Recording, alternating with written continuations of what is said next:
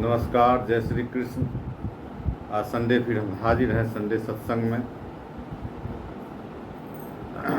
Video बना के डाल रहे हैं साथियों।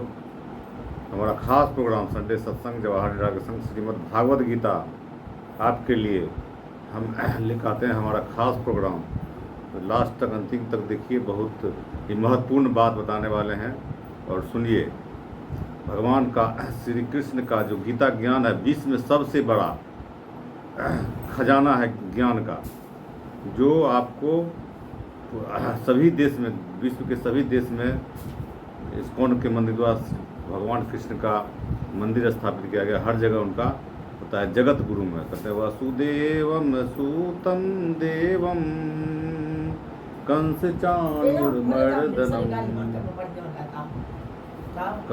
चाणूरमर्दनम देवकी परमानंदम कृष्णं वंदे जगद्गुरुं। वसुदेवं सूतं देवं कंस चाणूरमर्दनम यशोदा परमानंदम कृष्णं वंदे जगद्गुरुं। उत्फुल्लपद पत्राक्षं नीलजिमुक्तसन्निभं यादवानां शिरोरत्नं कृष्णं वंदे जगद्गुरुं। कृष्णाय वासुदेवाय हरिये परमात्मने प्रणतः क्लेशनाशाय गोविंदाय नमो नमः। मैं अपने गुरुजन, वैष्णवजन, संत महापुरुष के चरणों में नमन करता हूँ और भगवान श्री कृष्ण को, मैं उन भगवान कृष्ण को नमन करता हूँ यादवों के मुकुटमणि है। साथियों, सबसे बड़ा महत्वपूर्ण अभी देश में चुनाव है बिहार में, राज्य स्तरीय असेंबली का, और जिसमें पूरा कांग्रेस का राहुल गांधी, प्रियंका गांधी, इधर राष्ट्रीय जनता दल का तेजस्वी यादव, और हाँ लालू जी भी वहाँ से शुरुआत की थी सासाराम से, जो कल पटना में समापन है। और सबसे जो आगे आज के युग में महत्वपूर्ण बात कि चुनाव आयोग का पर जिस सवाल उठ रहा है उसका साख गिर रहा है। ये बहुत ही लोकतंत्र के लिए बहुत ही घातक है। जो चुनाव आयोग भी अब किसी पार्टी का प्रकोष्ठ के तौर पर काम करता है। तो और जिस तरह से तेजस्वी ने और चाहे राहुल ने भाजपा को उखाड़ फेंकने का संकल्प लिया है, वो संकल्प काबिल तारीफ है। हमने देखा भी सुपौल में जा कर के, और बहुत इतने संख्या में लोग, मतलब जो 100 बरस के लोग हैं वो लोग भी आते हैं, आए थे, और उनसे हमने बात भी किया, उसका वीडियो अपलोड कर दिए हैं। तो ये देखिए कि लोगों में कितना उत्साह है, मतलब अपने नेता को देखने के लिए उम्र का कोई स्वास्थ्य का तगाजा नहीं, और वो पहुंच करके अपने नेता को देखने के लिए खाली झलक, कोई भाषण से नेता। तो ये बहुत ही परिवर्तन की लहर जो बढ़ रही है। कह रहे थे इतिहास दोहराता है, तो 74 में का आंदोलन हुआ था, जेपी के आंदोलन, जयप्रकाश नारायण का आंदोलन, जो पूरे देश में चला था। उसी तरह ये 74 के आंदोलन से बड़ा आंदोलन जो कहते हैं कि देश में आज़ाद 40-50 साल के बाद इतिहास दोहराता है, तो वो समय अभी इतिहास लगता है फिर करवट ले रही है। फिर 42 की क्रांति हो, चाहे 74 का आंदोलन हो, और फिर ये 2025 का 26 का जो आंदोलन है जो चल रहा है वोट चोरी के नाम पर, ये भी बहुत ही ऐतिहासिक होने वाला है। और भाजपा की इसीलिए नींद चैन सब हराम है। तेजस्वी को दूसरे स्टेट में, अपने शासित राज्यों में जो मुकदमा किया जा रहा है वो बहुत ही निंदनीय है। इसकी मैं घोर निंदा करता हूँ अपने इस माध्यम से, अपने यूट्यूब चैनल के माध्यम से। हम ये यूट्यूब चैनल जवाहर निराला ऑफिशियल सभी दर्शकों का फिर से स्वागत करते हैं, और आप लोग से अपील करते हैं कि आप लोग पहला बार चैनल पर आए हैं तो लाइक कर दीजिए, सब्सक्राइब कर दीजिए, और घंटी भी दबा दीजिए टन से, ताकि कोई हम वीडियो अपलोड करें तो उसकी आपको नोटिफिकेशन मिल जाए। तो ये सब बहुत बड़ी बात है। आपको श्रीमद् भागवत गीता का भी यह श्लोक हम सुनाएंगे, तो आप देखिए कि भी कितना संकल्प शक्ति से जो जिस तरह होता है। तो संकल्प शक्ति की छोटी सी मैं कहानी, प्रेरक कहानी सुनाता हूँ। सुनिए कि एक विधि विधाता था। एक किसान के खेत जैसे पहाड़ के नीचे था, तो वो पहाड़ से उसका धूपा नहीं आने के कारण उसके किसान के खेत में फसल नहीं होती थी। तो उन्होंने हर एक बार बोता था, उसमें बीज डालता था और सिंचाई करता था, लेकिन वो फसल नहीं होता था, तो उसकी वजह था पहाड़। तो पहाड़ पर किसान ने लिया फावड़ा कुदाल, अब वासुल्ला बोला बहुत बार हो गया, अब इसको हम इस पहाड़ को हटाइए देंगे, हमारा फसल ही नहीं होता है, हमारा बर्बाद हो जाता है सब फसल का बीज खाद। तो उन्होंने संकल्प लिया और संकल्प लेकर चल गया पहाड़ को हटाने के लिए। तो उधर से विधि विधाता कहिए तो जा रहे थे, शंकर पार्वती जी कहिए, विधि विधाता कहिए जो, तो उन्होंने कहा कि पहाड़ गिड़गिड़ाने लगा उसके पास कि प्रभु प्रभु मुझे बचाइए इस किसान से, ये हमें छोड़ेगा नहीं, यहाँ से हटा कर ही दम लेगा। तो बोले विधि विधाता, अरे इतना तुम बड़ा पहाड़ हो और इतनी बड़ी पहाड़ विशाल पहाड़ हो, इस छोटे से कहाँ किसान के देह में दम नहीं है, देह में खून नहीं है और तुम इससे डर गए हो। बोले कि प्रभु हम उससे नहीं डरे हैं, उसकी संकल्प शक्ति से डर गए हैं, तो हमको वो हटा कर ही दम लेगा। तो संकल्प शक्ति में इतनी बड़ी समस्या है, तो उसको विधि विधाता ने उसको वहाँ से स्थानांतरित दूसरी जगह कर दिया। बोले आराम रहो, किसान का भी काम हो गया, तो उसको भी फसल होने लगा। तो संकल्प शक्ति में इतनी बड़ी शक्ति होती है साथियों, जो इस देश में महात्मा गांधी ने आपको आज़ादी दिलाई। आज महात्मा गांधी जो राष्ट्रपिता कहलाते हैं, उन्होंने भी संकल्प लिया था, उसे एक अंग्रेज ने ट्रेन से टिकट नहीं कारण ट्रेन से फेंक दिया। तो उन्होंने ट्रेन से फेंकने के बाद उन्होंने अपने मने में संकल्प लिया, भले किसी को नहीं बताया, बाद में अपने उनकी किताबों में आया, हमने पढ़ा कि उन्होंने संकल्प लिया कि इस ट्रेन अंग्रेज ने हमें ट्रेन से फेंका है, सारे अंग्रेज को हम इस देश से फेंकने का काम किए हैं। और उन्होंने संकल्प ले करके जिस तरह चरणबद्ध तरीके क्रमवार आंदोलन चलाए देश आज़ादी के लिए, आज जैसे देश को आज़ादी जो मिली है वो कहीं गिफ्ट या दान में नहीं मिली है, कितनों ने कुर्बानी दिया है, कितनों ने शहादत दी है, तब जा कर के चाहे भगत सिंह हो, चाहे चंद्रशेखर आज़ाद हो, चाहे सुभाष चंद्र बोस हो, इन सब की कुर्बानी से जो आज़ादी मिली है वो आज़ादी ऐसी आपको नहीं मिली है। इसके बलिदान और शहादत की देन है कि आज़ादी में हम लोग आज़ादी में सांस से जी रहे हैं, आज़ादी में हैं। तो ये बहुत बड़ी बात थी। ये संकल्प शक्ति जिसने लिया है उससे ज़रूर आप मोदी का उल्टा गिनती अमित शाह का शुरू हो गया है। और जैसे चुनाव आयोग का भी जो भीतर घात किया है, जनता के साथ विश्वासघात किया है, चुनाव आयोग पर जनता का बहुत विश्वास होता था, चुनाव आयोग का जो साख गिरा है उस पर जो विश्वसनीयता आई है, ये सब भाजपा और आरएसएस के कारण आई है। तो इतनी बड़ी बात है। तो साथियों हम आपको सुनाएंगे श्लोक श्रीमद् भागवत गीता का अष्टमो अध्याय श्री परमात्मने नमः। अष्टमो अध्याय अर्जुन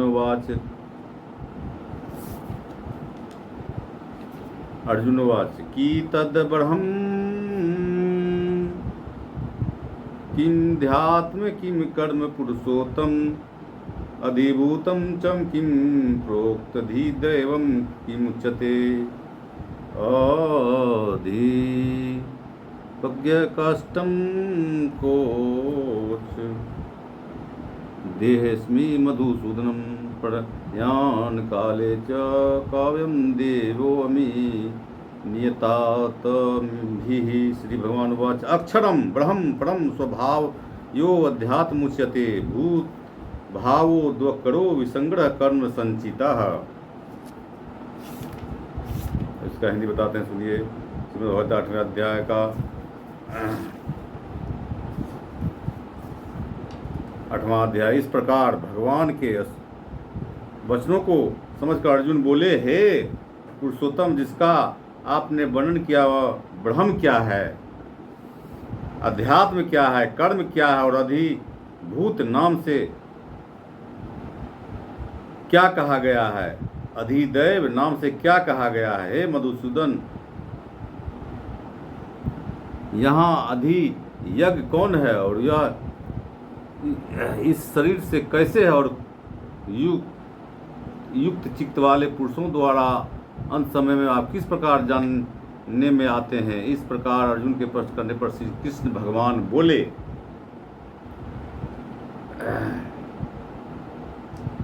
हे अर्जुन, परम अक्षरम अर्थात जिसका कभी नाश नहीं हो, ऐसा सच्चिदानंद घन परमात्मा तो ब्रह्म है और अपना स्वरूप अर्थात जीवात्मा अध्यात्म नाम से कहा जाता है तथा भूतों के भाव को उत्पन्न करने वाला शास्त्र विहित यज्ञ दान और होम आदि के निमित्त जो द्रव्यादियों का त्याग है वह कर्म नाम से कहा गया है। उत्पत्ति विनाश धर्म वाले सब पदार्थ अधिभूत हैं और हिरण्यमय पुरुष अधिदैव हैं। और हे देह धारियों में श्रेष्ठ अर्जुन, इस शरीर में वासुदेव ही विष्णु रूप से अधियज्ञ हूँ। मैं वासुदेव ही विष्णु रूप से अधियज्ञ हूँ। और जो पुरुष अंत काल में मेरे को ही स्मरण करता हुआ शरीर को त्याग कर जाता है वह मेरे साक्षात स्वरूप को प्राप्त होता है, इसमें कुछ भी संशय नहीं है। कारण कि हे कुंती पुत्र अर्जुन, यह मनुष्य अंत काल में जिस भी भाव को स्मरण करता हुआ शरीर को त्यागता है उसको ही प्राप्त होता है, परंतु सदा उस ही भाव को चिंतन करता हुआ, क्योंकि सदा जिस भाव को चिंतन करता है अंतकालों में भी भाव उसी का स्मरण करता है। इसलिए हे अर्जुन,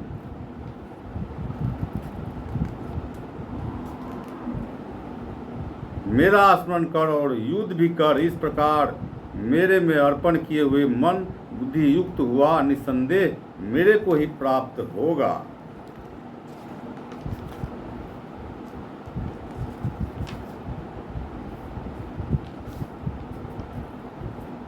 तो हे पार्थ, यह नियम है प्रकृति का। कहते हैं पार्थ, यह नियम है कि परमेश्वर के ध्यान के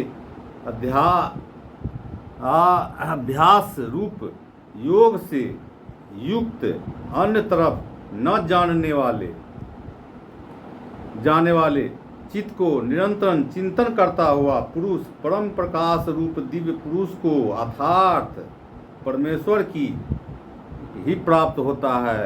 इससे जो पुरुष सर्वत्र अनादि सबके निकटता सूक्ष्म भी अति सूक्ष्म सबके धारण पोषण करने वाले अचित स्वरूप सूर्य के सदृश नित्य चेतन प्रकाश रूप विद्या से अति परे शुद्ध सच्चिदानंद घन परमात्मा को स्मरण करता है, वह भक्ति युक्त पुरुष अंतकाल में भी दोनों योग बल से भुकुटी के मध्य में प्राणों को अच्छी प्रकार स्थापन करके फिर निश्चल मन से स्मरण करता हुआ उस दिव्य स्वरूप परम पुरुष परमात्मा को ही प्राप्त होता है। हे अर्जुन, वेद के जानने वाले विद्वान जिस सच्चिदानंद घन स्वरूप परम पद की ओंकार नाम से कहते हैं और आसक्ति रहित यत्नशील महा आत्माजन जिसमें प्रवेश करते हैं तथा जिस परम पद को चाहने वाले ब्रह्मचर्य का आचरण करते हैं, उस परम पद को तेरे लिए संक्षेप से कहूँगा। हे अर्जुन, सब इंद्रियों के द्वारों को रोककर अर्थात इंद्रियों को विषय से हटाकर तथा मन को हृदय में स्थिर करके और अपने प्राण को मस्तक में स्थापन करके योग धारण में स्थित हुआ।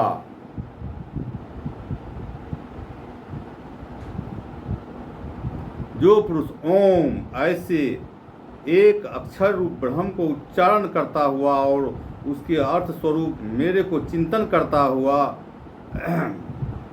शरीर को त्याग कर जाता है, वह पुरुष परम गति को प्राप्त होता है। हे अर्जुन, जो पुरुष मेरे में अनन्यचित से स्थित हुआ सदा है निरंतर मेरे को स्मरण करता है, उस निरंतर मेरे में युक्त हुए योगी के लिए मैं सुलभ हूँ अर्थात सहज ही प्राप्त हो जाता हूँ।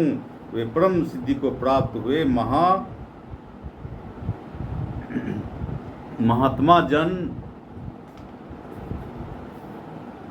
मेरे को प्राप्त होकर दुख के स्थान रूप क्षण भंगुर पुनर्जन्म को नहीं प्राप्त होते हैं, क्योंकि हे अर्जुन, ब्रह्मलोक से लेकर सब लोग पुनरावर्ती स्वभाव वाले अर्थात जिनको प्राप्त होकर पीछा संसार में आना पड़े ऐसे हैं, परंतु हे कुंती पुत्र, मेरे को प्राप्त होकर उसका पूर्ण जन्म नहीं होता है, क्योंकि मैं काल अतीत हूँ और सब ब्रह्मादि के लोक काल करके अवधि वाले होने से अनभिज्ञ हैं।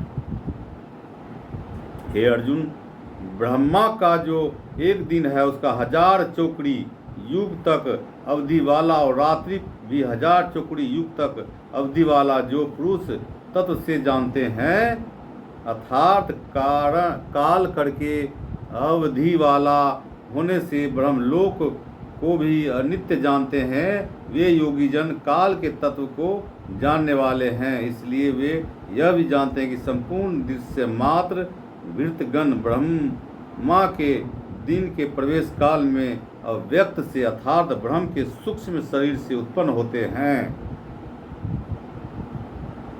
और ब्रह्मा जी के रात्रि के प्रवेश काल में उस अव्यक्त नामक ब्रह्मा के सूक्ष्म शरीर में ही लय होते हैं। वह भूत समुदाय उत्पन्न होकर प्रकृति के वश में हुआ रात्रि के प्रवेश काल में लय होता है और दिन के प्रवेश काल में फिर उत्पन्न होता है। हे अर्जुन, इस प्रकार ब्रह्मा के 100 वर्ष पूर्ण होने से अपने लोक सहित ब्रह्मा भी शांत हो जाता है, परंतु इस अव्यक्त से भी अति बड़े दूसरा अर्थात विलक्षण जो सनातन अव्यक्त भाव है वह सच्चिदानंद घन पूर्ण ब्रह्मा परमात्मा सब भूतों के नष्ट होने पर भी नहीं नष्ट होता है। जो यह अव्यक्त अक्षर ऐसे कहा गया है उसी अक्षर नामक अव्यक्त भाव को परम गति कहते हैं तथा जिस सनातन अव्यक्त भाव को प्राप्त होकर मनुष्य पीछे नहीं आते हैं वह मेरा परम धाम है। और हे पार्थ, जिस परमात्मा के अंतर्गत सर्वभूत और जिस सच्चिदानंद घन परमात्मा यह सब जगह परिपूर्ण है वह सनातन अव्यक्त परम पुरुष अनन्य भक्ति से प्राप्त होने योग्य है। और हे अर्जुन, जिस काल में शरीर त्याग कर न गए हुए योगी जन पीछा न आने वाले गति को पीछा आने वाले गति को भी प्राप्त होते हैं उस काल को अर्थात मार्ग को कहूँगा। उन 2 प्रकार के मार्गों में जिस मार्ग में ज्योतिर्मय अग्नि अभिमानी देवता है और दिन का अभिमानी देवता है तथा शुक्ल पक्ष का अभिमानी देवता है और उत्तरायण के 6 महीने का अभिमानी देवता है और उस मार्ग में मरकर गए हुए ब्रह्मवेता अर्थात परमेश्वर की उपासना से परमेश्वर भाव से जानने वाले योगी जन उपरोक्त देवताओं द्वारा क्रम से ले गए हुए ब्रह्म को प्राप्त हुए हैं। जिस मार्ग में धूमाभिमानी देवता है और रात्रि अभिमानी देवता है तथा कृष्ण पक्ष का अभिमानी देवता है और दक्षिणायन के 6 महीनों का अभिमानी देवता है उस मार्ग में मर कर गया हुआ सकाम कर्मयोगी उपरोक्त देवताओं द्वारा कर्ण से ले गया हुआ चंद्रमा की ज्योति प्राप्त होकर स्वर्ग में अपने शुभ कर्मों का फल भोगकर पीछा आता है। क्योंकि जगत के यह 2 प्रकार के शुक्ल और कृष्ण अर्थात देव दान और पितृ दान मार्ग सनातन माने गए हैं। इनमें एक के द्वारा गया हुआ पीछा न आने वाला परम गति को प्राप्त होता है और दूसरे द्वारा गया हुआ पीछा आता है अर्थात जन्म मृत्यु को प्राप्त होता है। हे पार्थ, इस प्रकार इन दोनों मार्ग को तत्व से जानता हुआ कोई भी योगी मोहित नहीं होता है अर्थात फिर वह निष्काम भाव से ही साधन करता है, कामनाओं में भी नहीं फंसता। इस कारण हे अर्जुन, तू सब काल में समतत्व बुद्धि रूप योग से युक्त हो अर्थात निरंतर मेरी प्राप्ति के लिए साधन करने वाला है क्योंकि योगी पुरुष इन रहस्यों को तत्व से जानकर वेदों के परंग में तथा यज्ञ तप और दान आदि में कर्मों में पुण्य फल कहा है उस सब को निसंदेह उल्लंघन कर जाता है और सनातन परम पद को प्राप्त होता है। तो आपको सुना एक अध्याय पूरा हिंदी में, 8वां अध्याय का पूरा हिंदी में सुना है और 2 अक्षर खाली श्लोक का, 2 श्लोक।